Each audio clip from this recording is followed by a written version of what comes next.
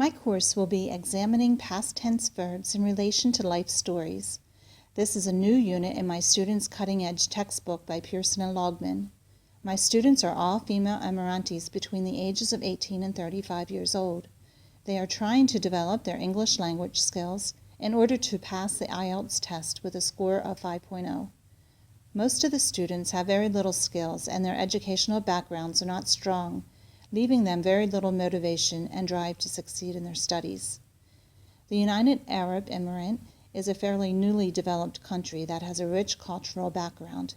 It has only been in the last 43 years that the 7 emirates came together to form this nation. Prior to this, the people lived in tribes and survived from pearl diving and making things by hand. Then oil was found, causing an abundance of riches to flow into the land. Now the young people, who are well cared for by the government, are on a different course of life to find their niche in a modern world of technology. The females I teach have not learned good study skills and would rather sit at home with their families and talk or text message family and close friends on one of their 3 phones. Their families and religion take top priority in their life, and lessons need to be developed in a way not to belittle these relationships. My course objectives will be: 1. Students will be able to generate the use of was and were when writing a life story. 2.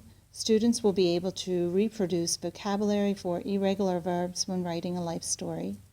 3. Students will be able to recall when to use d, ed, ied to a past tense verb.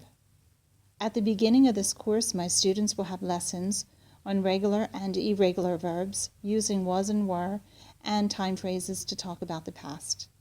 They will use their textbooks, worksheets uploaded to Edmodo for practice. Afterwards, read 2 life stories and study the use of past tense by the authors. And finally, a quiz before beginning the culminating project of developing a digital life story of a friend, family member, or famous person.